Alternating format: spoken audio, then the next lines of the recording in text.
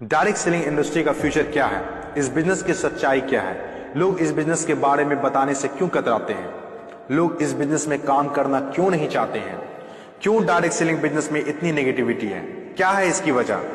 Direct selling business आने वाले वक्त का सबसे बड़ा बिजनेस है। क्यों?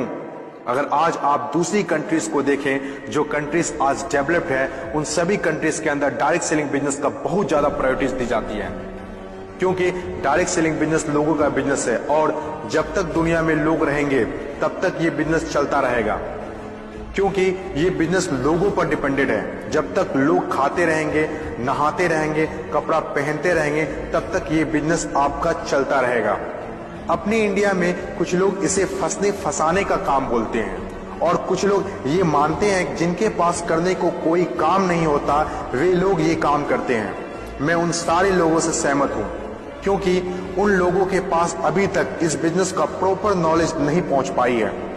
ये हम लोगों की जिम्मेदारी है कि इतनी पावरफुल और ब्यूटीफुल इंडस्ट्री के बारे में लोगों को समझाएं। दुनिया में कुछ ऐसे भी काम होते हैं जो लोगों को आसानी से समझ में नहीं आते हैं। एक छोटा सा एग्जांपल देता हूं। हम लोग दिन भर फेसबुक, व्हाट्सएप और यूट्यूब कितना यूज करते हैं और इसके लिए आपसे एक भी पैसा नहीं लिया जाता है। तो जरा सोचिए उनकी कमाई कैसे होती होगी, जबकि फेसबुक दुनिया के टॉप 10 बिजनेस में आता है कमाई के मामले में। कुछ लोग सोचते हैं अगर फेसबुक जब हमसे पैसा नहीं लेता है तो कमाता कैसे होगा। कुछ लोग सोचते हैं पता नहीं कमाता भी होगा कि नहीं। कुछ लोग कहते हैं जो डाटा हम लोग यूज करते हैं उससे कमाता है।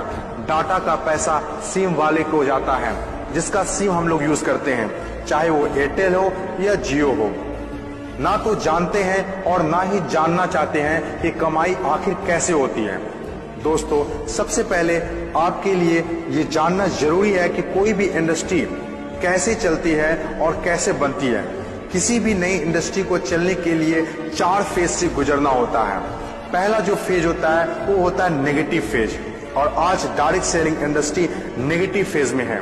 ये फेज हर नई इंडस्ट्री को झेलना ही पड़ता है। जब भी मार्केट में नया बिजनेस आता है तो लोग पहले उसे ठीक से समझ नहीं पाते हैं और अनदेखा कर देते हैं। जैसे बैंकिंग सेक्टर के साथ हुआ, इंश्योरेंस सेक्टर के साथ हुआ, टेलीकॉम इंडस्ट्री के साथ हुआ।